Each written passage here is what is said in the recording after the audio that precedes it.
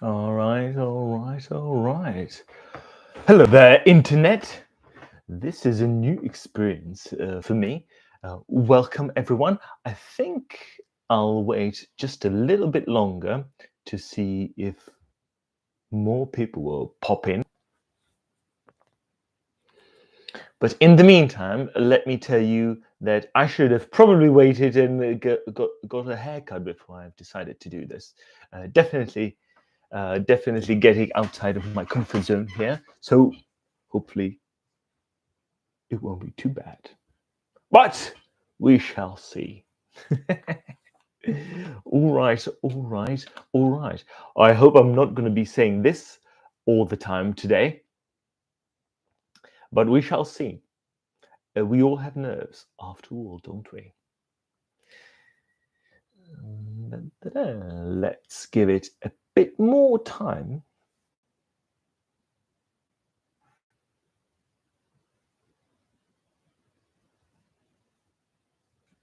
And I might be just staring deeply, solemnly, and silently into the camera.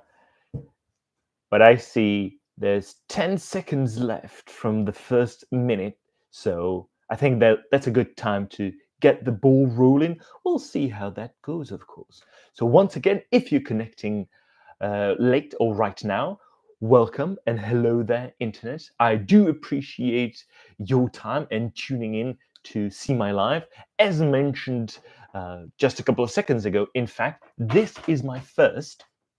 So I'm hoping for all the trolls to come out of the woodworks and point out all the mistakes that I'll be making. Appreciate that, trolls. The name of this YouTube live is, well, I'm back on YouTube, which is exactly what it represents. As you may have noticed, I've been absent for good amount of time. I think it was 3 or 4 years.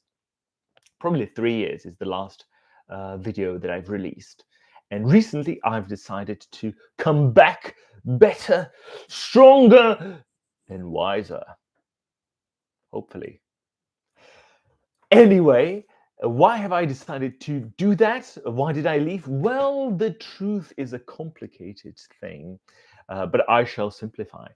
And the truth in this case is that even though I do love making content and I spend a good amount of time on YouTube developing my own skills and talking to people, learning stuff as well, it's a lot of effort. That's the simple truth of it. That's the matter of it. Video creation takes time. Or I should probably do time and effort. Two things I had very little of between, juggling life, work life. We might get into the work-life balance a bit later. Of course, trying to perfect my sarcastic comments and my comedy, which has always been the source of great anxiety for me, to tell you the truth, because I've never found myself to be particularly funny, but I like to get better at it. So anyway, that's what I was spending my time on.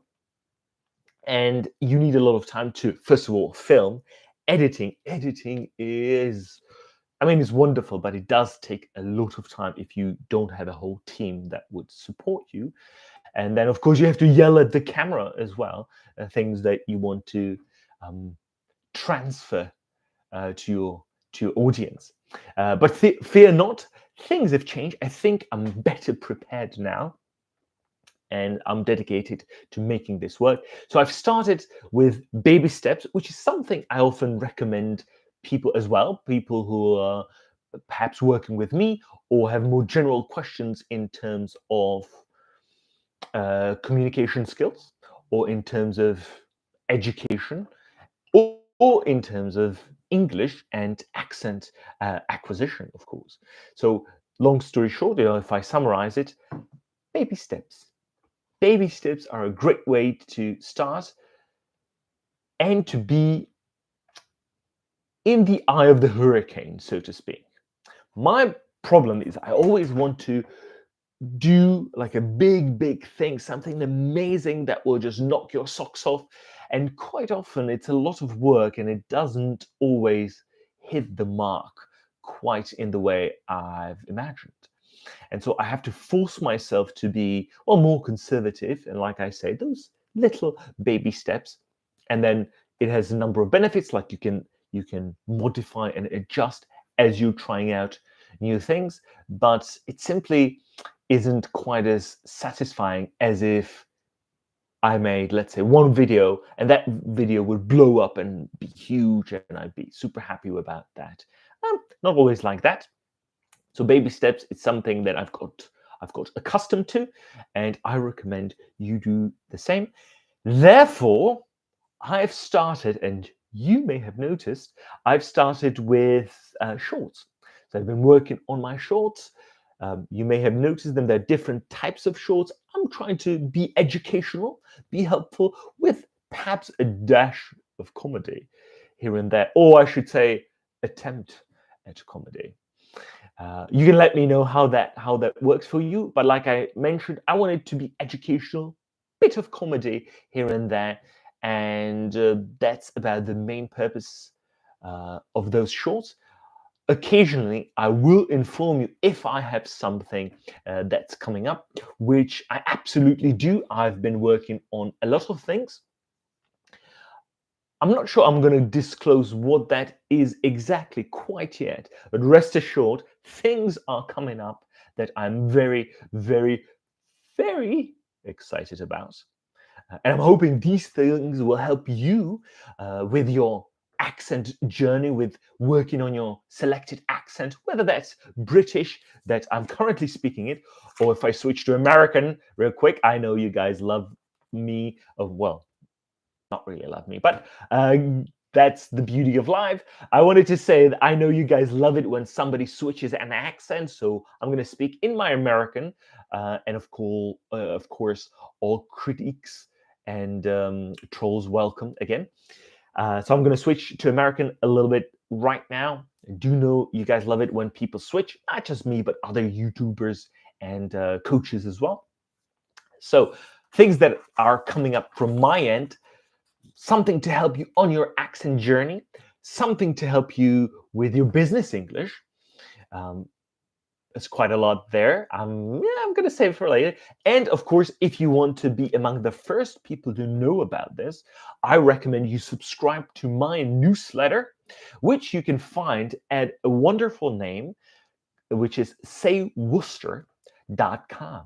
If I switch back to British now, Say Worcester, spelled SayWorcester.com is the name of my website. So go to that link, you'll see a little hint of what I'm working on. And you can subscribe to my newsletter. The newsletter is called Love, Argue, and Pitch. And it will deliver 3 business English phrases to your email address every week. No clutter. I'm trying to keep it nice, short, and sweet. And I do like my minimalist design. So I try to keep it super, super practical, something that you can use in your business meeting while talking to partners, or even when you're trying to sell something. So that is Love, Argue, and Pitch. I do hope to see you there quite soon. And if I continue from where I left off, why have I decided to come back to YouTube? Well, it's because of you, my darlings. It's because of you. Truly, really, no comedy there. It really shocked me, I have to say. I didn't expect that at all. Now, despite the fact that, like I've mentioned, I haven't posted a video for years. Oh my goodness, for years and years. I do think it's been 3 years. My head is telling me perhaps 4, but I do believe that the last video before this big break was 3 years ago. Anyway, 3 years ago. And I thought that was it. I'm not a super successful YouTuber. I hope you do.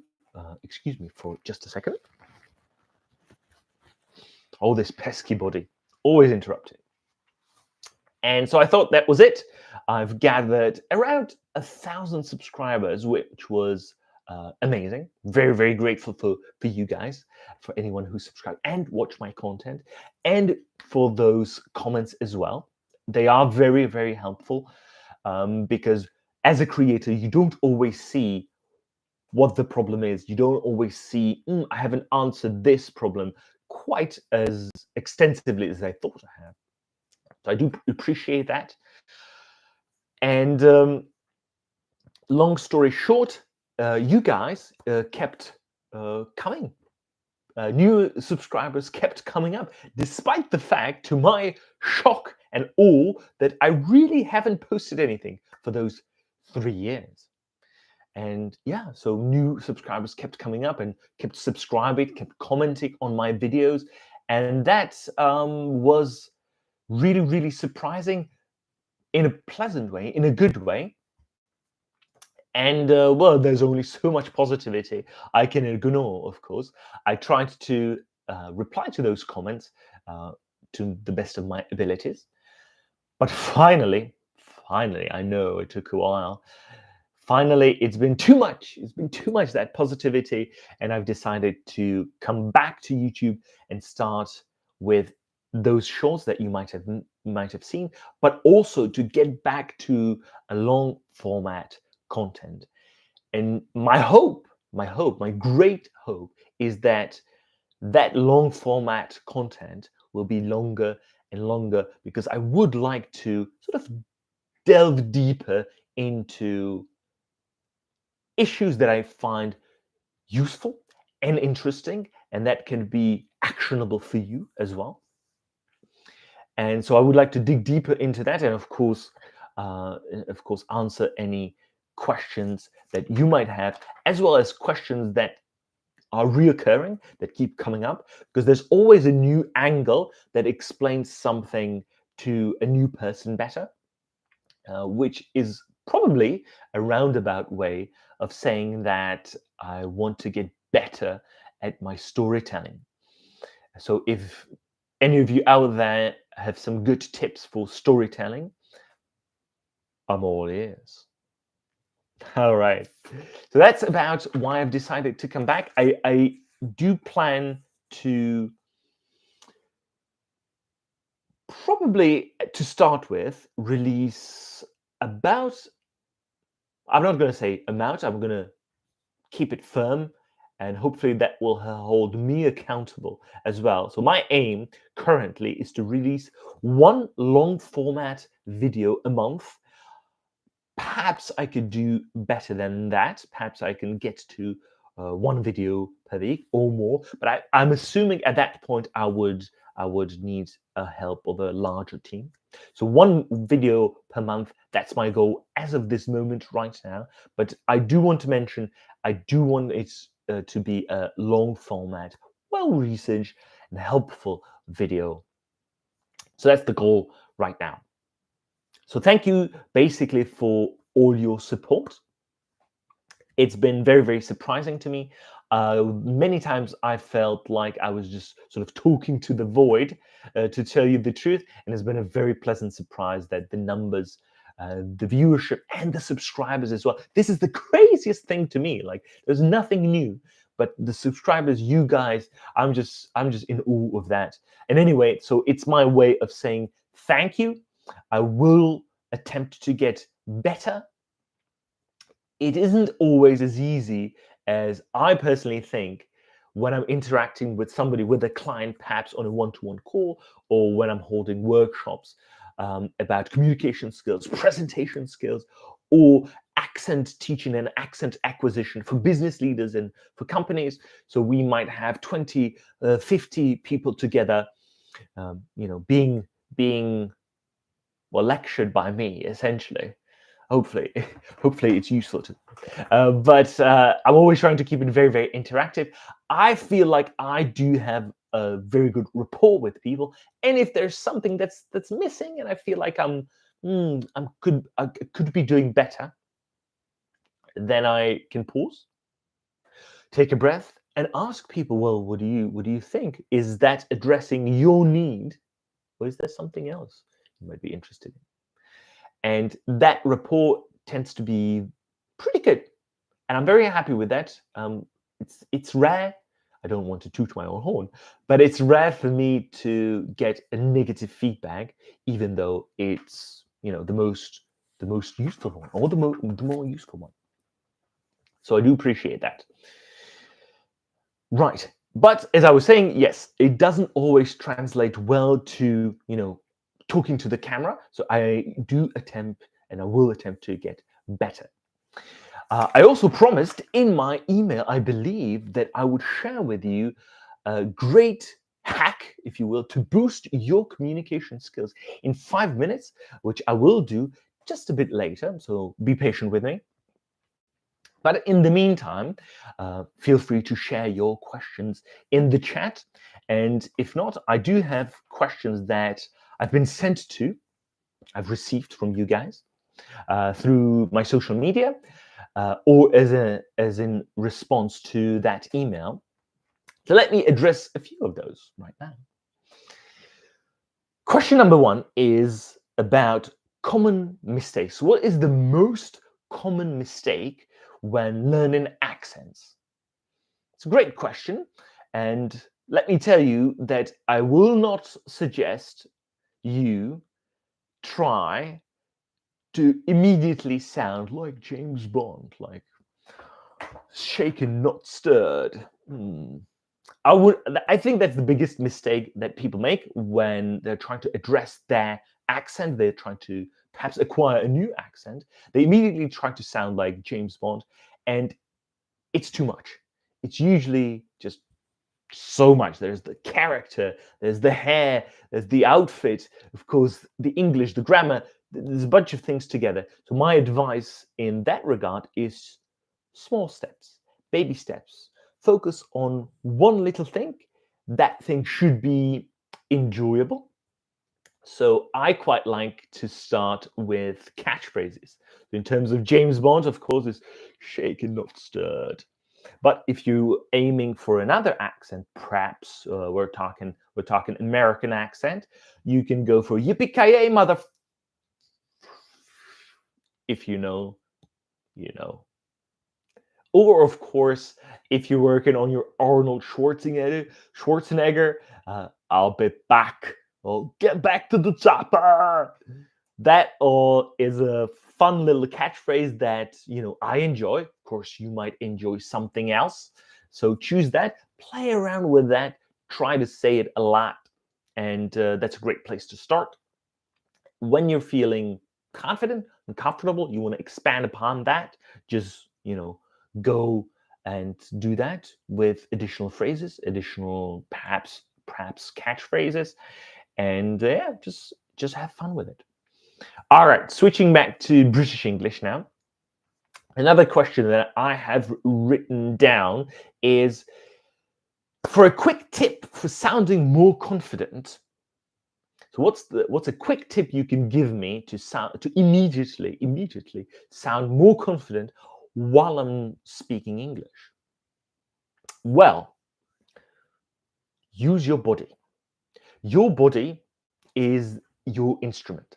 I always say that no matter if we're talking just accents or if we're talking communication skills in general, your body is the instrument you're using to do that.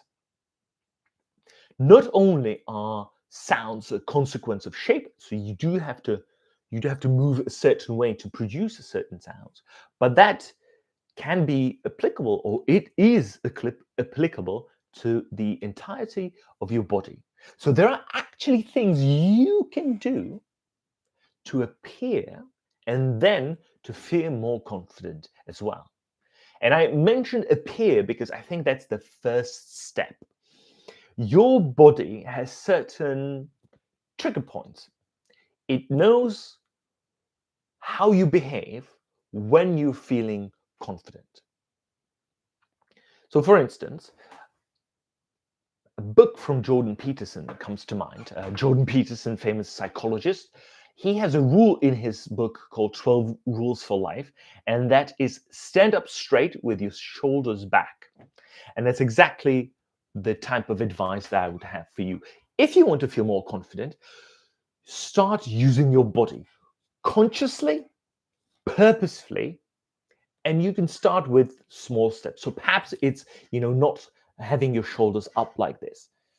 It doesn't make me feel super confident. I want to pull those shoulders back, down and back, to stick my chest out a little bit. And I'm feeling good. I'm feeling strong. I'm feeling like I have a good posture.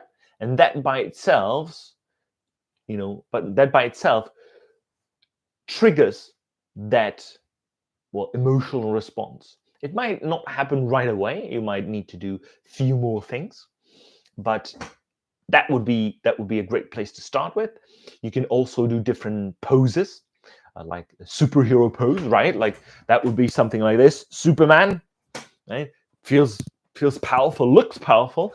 In certain contexts, that can be too powerful, and you might alienate your audiences. Excuse me. But if you're not feeling particularly confident, that might be good.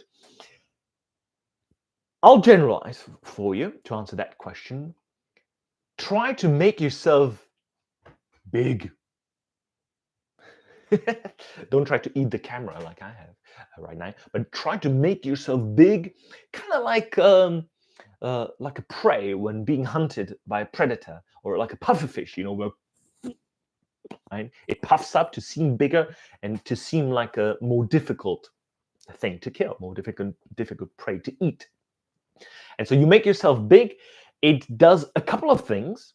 One is that you occupy a larger space, and you look more vulnerable because you're not really protecting all the vital organs. So when we're speaking publicly, we tend to feel nervous, and therefore we try to protect ourselves, even if that's just subconsciously. So what we do? Well, we do things like crossing our arms, right? Because we're protecting our vital organs down there.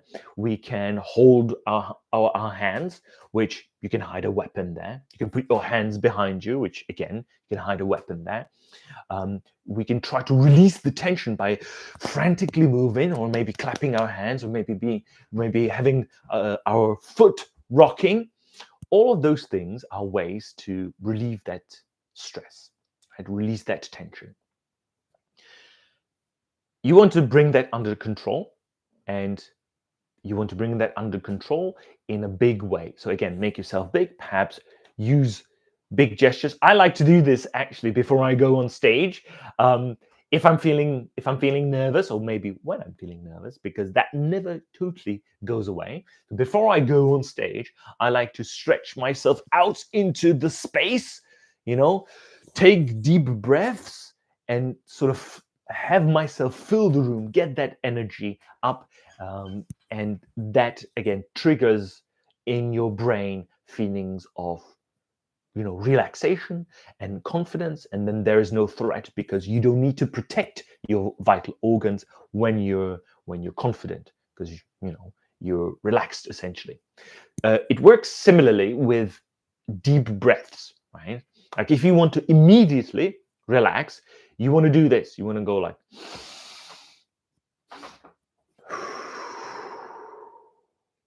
that is neurologically proven to relax you like that. So you take a deep inhale through your nose, you fill up your lungs with air completely, and then when it's full, you take a little extra one, and then you release it very slowly. You exhale through your mouth. And again, it tricks your brain and your body into thinking, oh, we're just relaxing on a sofa. Maybe we're about to go to bed and sleep. So that means we're relaxed. That means we can, relax the entire body. And that can be helpful. And that can help you with feeling more confident before going on stage. All right. The next question I have here is, why is communication and communication skills so important in our professional lives? Well, let me think about that. Because if you communicate poorly, you're going to get eaten by the concrete jungle. What does that mean? Well, if you mispronounce words, you're not only creating barriers between you and your peers or your bosses, you're also cooking up trouble for yourself. Perhaps you want to ask about a particular file that you need for your type of work. So you say, can I get a fire? And you mispronounce it like that. And instead of a fire, my bad, instead of a file, you get fire, which sounds like fire for our American English focused friends, fire. And that's exactly what you get. They're going to fire you. They're going to sack you. They're going to get rid of you. So, the concrete jungle takes no prisoners. And if you step out of the line, it can be your last step. So be careful with that. In all seriousness, that can totally happen. You create those barriers. You can create trouble. And it weakens your relationships with others. It robs you of your authority. It can rob you of your confidence. Let's say you're feeling very confident. You are in your field a 10 out of 10. You're a great craftsman. You know every little thing there is to know. Nothing can surprise you, but your communication skills are perhaps at a 5. And so you can't communicate that clearly. Do you think people will perceive you as a 10 or as a 5? Right? Might be a 6, right? Because you know a lot. But because you feel that, you see that people are underestimating you, it may get into your head as well, and then you stop feeling as confident as you were at the beginning. So that's number 1. Number 2 is, well, I actually forgot if it's number 1 or number 2, but another point would be to be more attractive, right? To be better at sales. Because if you want to sell your product, you want to communicate clearly and passionately, as well as attractively. I'm still working this out myself every single day. But if you have a fantastic product, it's helping people left and right. Their lives are better. Their relationships are better. It is amazing, no matter what you're trying to do. If you can't make them feel that, if they don't connect with that, they're not going to give it a chance. And your product will just sit on the shelves. Right? So it's the case of build it and they will come. I don't think that's true anymore. Perhaps it was at one point.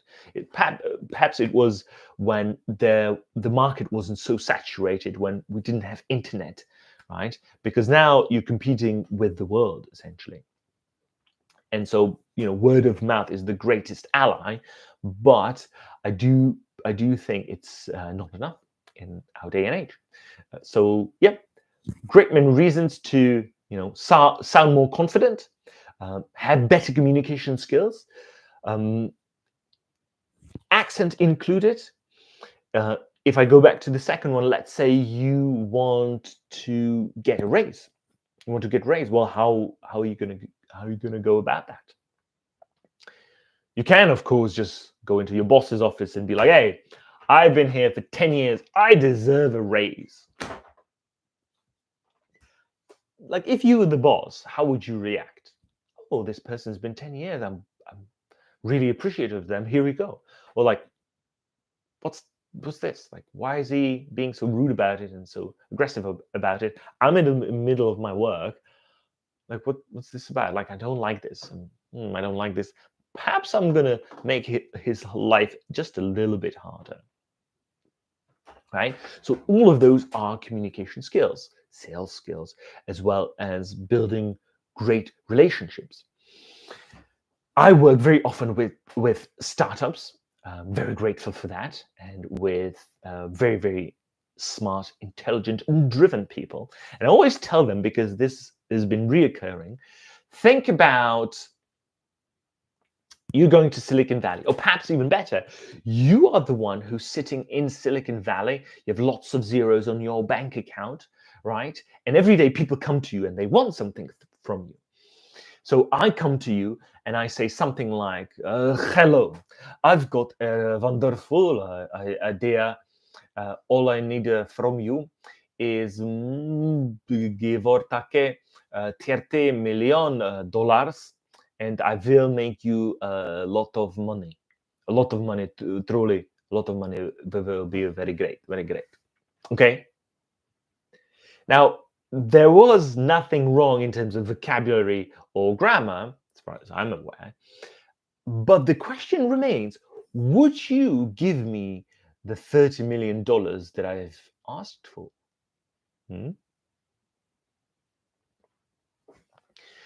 Right. So that is great many reasons for working on your communication.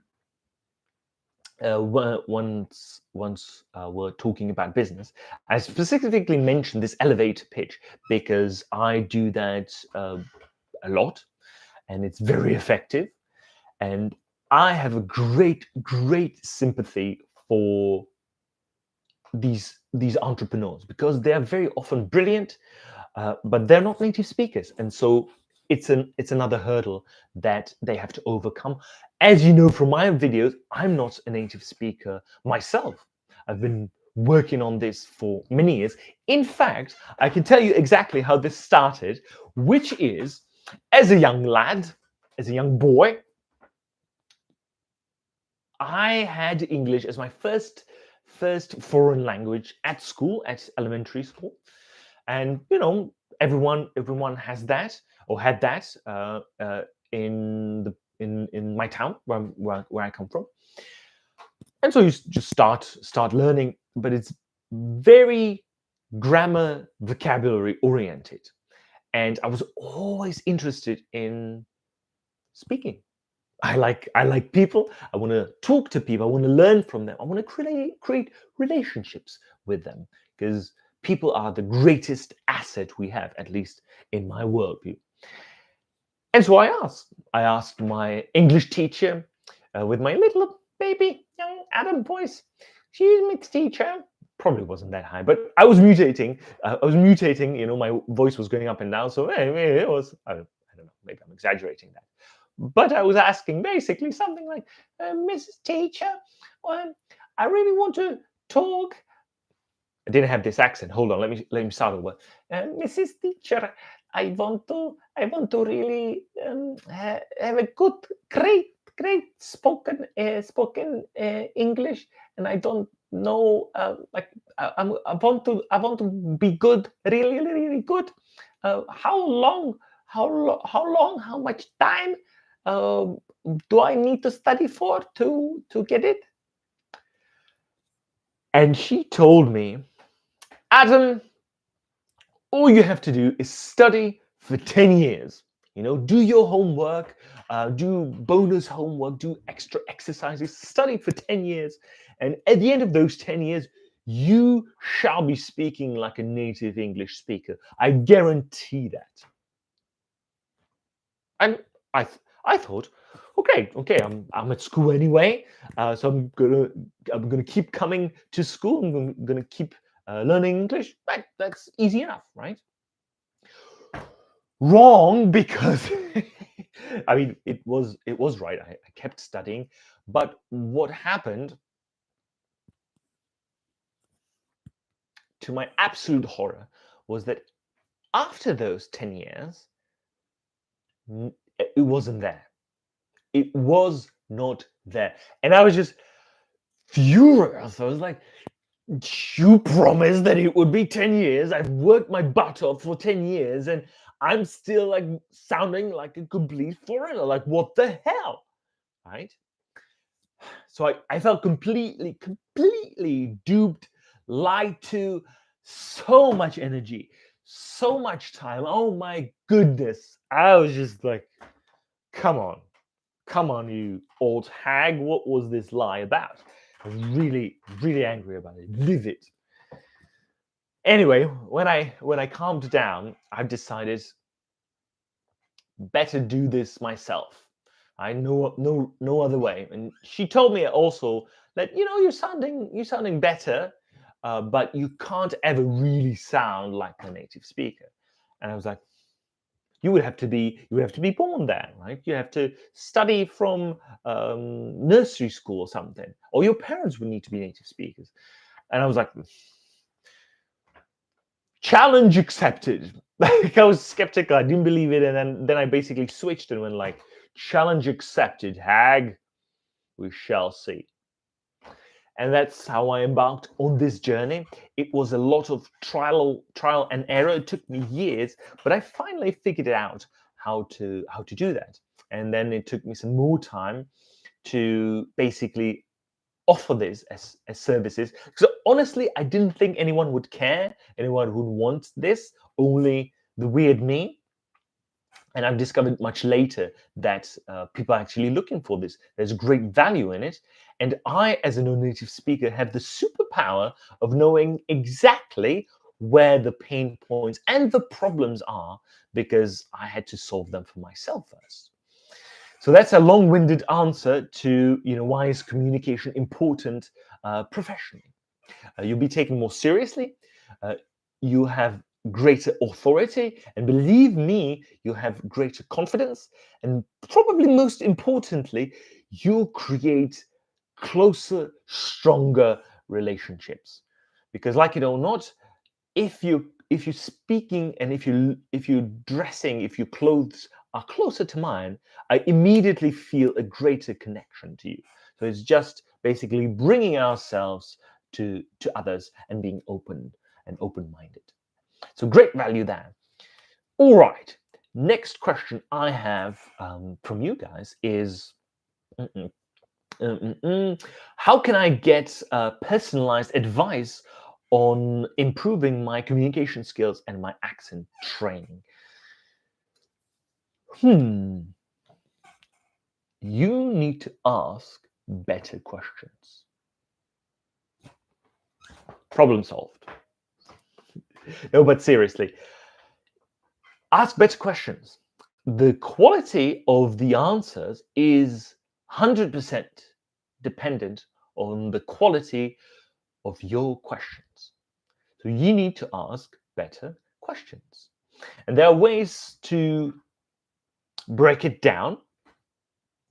You can start, of course, by just thinking about them questions more deeply. But perhaps we can think about it right now a little bit. Okay, I think we can do this. For better questions, you need clarity. The question needs to be really, really clear.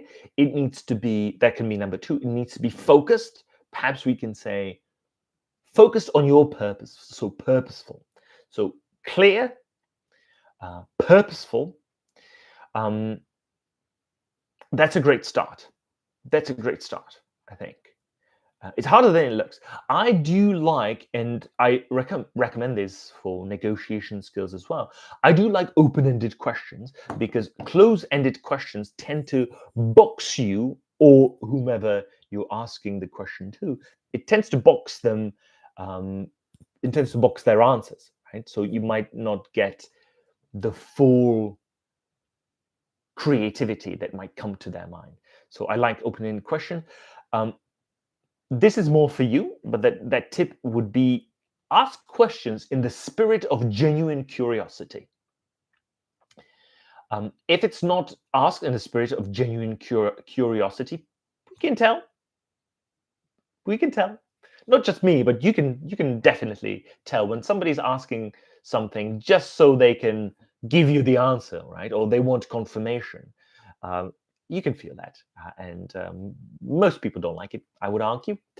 There are a great many other things you can do with questions. You can have challenging questions, even though that can be harder to phrase. So I like to think about that ahead of time. Empathetic question, feel empathy. Try to put yourself in the other person's shoes and see what questions you come up with. So those would be some great tips for your questions. I'll repeat them again if I remember. So make them as clear as possible, right? One point, that's enough. So clarity, aim, focus, or purposefulness. I like open-ended questions. That's just me. Ask them in the spirit of genuine curiosity, and be empathetic. Try to feel empathy for who you're talking to. All right. Fantastic. Let's move on to the next question I have here. And don't forget, if you stay with me till the end, I will share with you a fantastic 5-minute hack that boosts your communication skills very greatly, and you can take full advantage of it. It works every single time. I love it. My clients love it, and I'm hoping it'll provide some value for you as well. Before I do, another question I've written down before this live is, what is the most effective way for creating great impressions in business meetings or when you go to a business meeting? Never, ever, ever say literally. Okay, that's a bit exaggerated, but never say literally unless you truly mean literally. This is a pet peeve of mine, as you may be able to tell. If I switch to my American English for a little bit, there is a stereotype of a Valley girl. Valley girls are girls from California, and the stereotype goes something like this. This is how they talk. So I was talking to literally Judy, and she was like literally crying on the phone, like, "Oh my God, I don't have time for this." And it was like literally terrible when I put that thing on my shoulders, and I was thinking that maybe we should do this another time, of course. Like, I don't have to be there for this. Like, oh my God.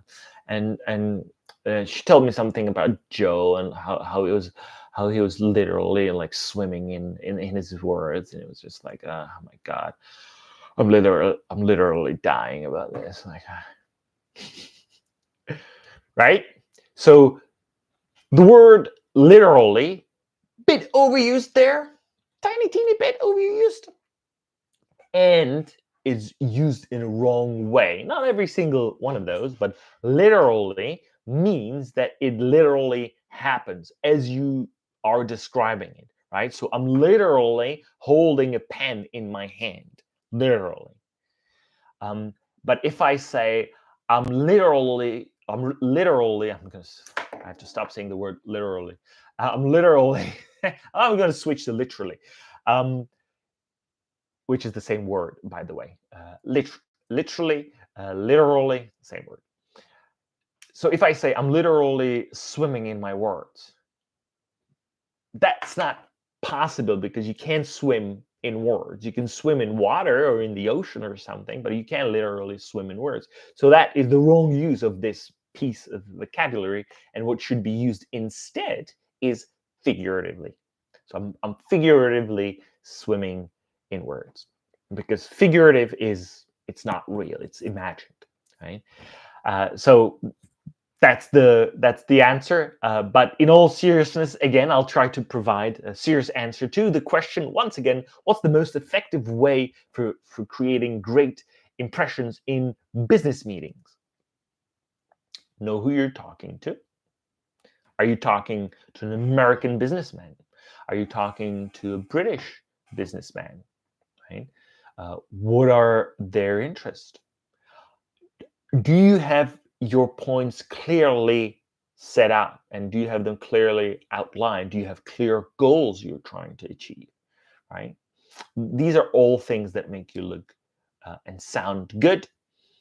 I would also say, from the point of view of communication skills, limit your ums and uhs, the non-words and the filler words. So very similarly to, switching back to British English, very similarly to literally, people like their filler words. So filler word might be so, like. And if you say, the words, after every, other word, it may sound, very annoying, and people don't like that because it's distracting, and it gives off the impression, that I'm like, I don't know what to say. I'm not sure in my own thoughts, because speaking is thinking. So it gives off the impression that I'm not certain about anything I say, and I'm just sort of making it up as we're going along.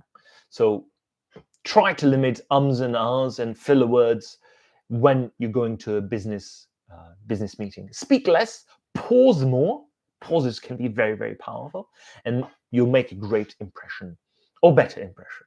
Let's put it that way. It's connected to the next question, which I have here, which is, why do accents matter in our professional lives, in business English and in business in general, I suppose? It's a flavor. Yum, yum, yum.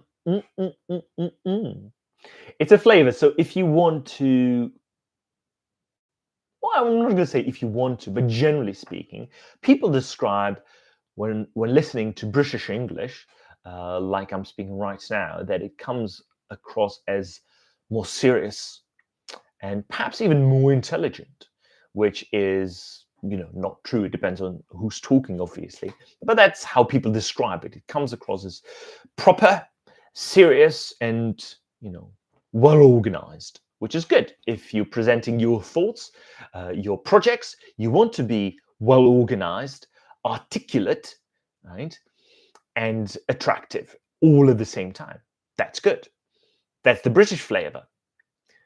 For Americans, I'm going to switch to American English as well. It is described by people as, I'm fun but professional. So quite often, a lot of startups, because they're startups, they're just starting on their business journeys, and very often it's a little bit of a punk, as they say in that community, meaning not every single process is well defined, and sometimes you have to cook something up super quickly. So it is a more volatile environment for sure. So very often they prefer American English, also Silicon Valley's in the States, of course. So the impression that they describe is that American English is fun, but professional. So, choose your flavor, kind of or choose your own adventure. And one last question that I'm going to answer here, and let me stick in my American. Let me stick to my American English for a little bit. How to learn advanced vocabulary. Vocabulary is great. Everyone has their own little techniques, but I can tell you what works for me, and perhaps what doesn't usually work. What doesn't usually work for most people is repeatedly reading long lists of vocabulary. Right? So you have a list, right? You wrote down a bunch of words that you want to learn, and you like keep saying them, and maybe you create sentences with them, and that's like wonderful and great. But generally speaking, research tells us it's about 20 to 30% effective for most people. If you're a complete freak and you have a great memory, unlike me, unfortunately, then sure, that it can work for you. Do what works for you. But that list reading, not usually a great way to do it. We can talk about other things if any questions come up in the chat. But generally speaking, I would say, and what works for me is, number one, stories. And specifically, what I really love, because it blends the worlds of ESL, English learning, English teaching, and communication skills, and business English as well, and business together. It blends it all together. And that is, totally forgot what I wanted to say. Cliffhanger.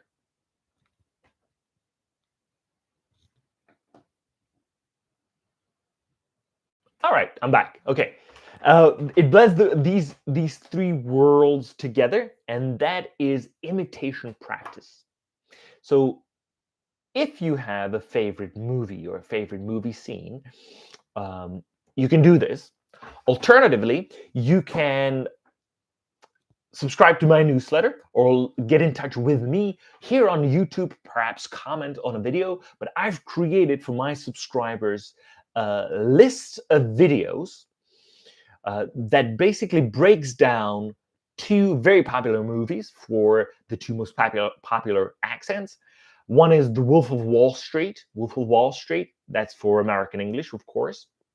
And what I do there is you have lots of short pieces from that movie spoken by me repeatedly, so you can see what my face is doing, because everything starts with moving correctly.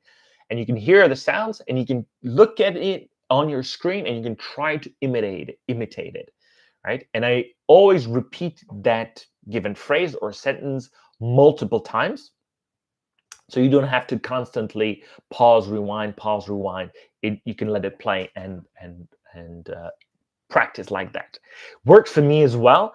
I remember a great deal of like catchphrases from movies like that. When an actor delivers a phrase in a particular way, you have the story of the movie inbuilt because it's from a movie or a TV show, right? You have a great delivery, so that's communication skills, that's memorability, melody in particular, and you have playfulness because you or I like to sort of feel it in my mouth, how it feels to say that word or that phrase, and maybe modify it a little bit, play around with it.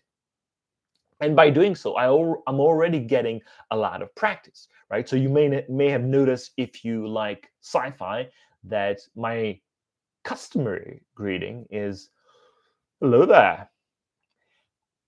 First time I've heard that was in Star Wars: The New Hope, where, well, it's not important, but you meet Obi-Wan Kenobi, and first of all, he's British, so switching back to British English, he's like, "Hello there, what's going on?" And then the story unfolds further. But that's what I like. So, oh yes, and I wanted to mention for British English, now that we've switched, my video list, that practice that I've mentioned, that imitation practice, is with The Lord of the Rings. So once again, it's broken down to very small pieces that are repeated. You see my face, you can imitate it and try to deliver that line in the same way. So I quite love that. I quite like that. I find it very, very effective and very memorable. So that's how you can memorize and learn advanced vocabulary. All right, sweet. We're closing in on an hour, so I think that'll be enough for today. Thank you for tuning in. If you're watching this later on YouTube, I do appreciate you being here as well. And let's go to what I've promised, which is the 5-minute hack or a boost to your communication skills. And it seriously only takes 5 minutes. What is it? So, 3 major steps, or we can do 2 to keep it simple. Comment in the comment section if you'd like to know the third one. Step number 1, or what you start with, is you grab your phone, face your phone, hit the record button, and start talking. And you're gonna talk for 5 minutes straight. That's it. You're gonna talk for 5 minutes straight on an improvised topic. Don't prepare something, don't make it super difficult and elaborate to even start with.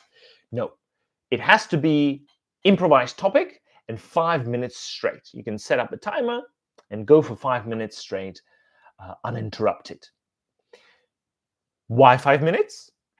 The reason is that your body, your instrument, as some people like to call it, has habits that you've picked up from people you admire, from your parents when you were younger, and you practice them a lot throughout the years until they moved from your conscious mind to your subconscious mind. And whenever something is in your subconscious mind, you stop really, it doesn't have a great resolution. You stop differentiating it. It just becomes a thing you do. So you have habits, in other words, that you think are you. But it's not you. It's just a sequence of behaviors. If you want to change it, you can absolutely change it. And in these 5 minutes that you're going to record, all of these habits will start naturally coming out. And you're going to have them on full display because it tends to be enough. It tends to be hard to control yourself for more than 5 minutes, or even a minute for some people, or 3 minutes.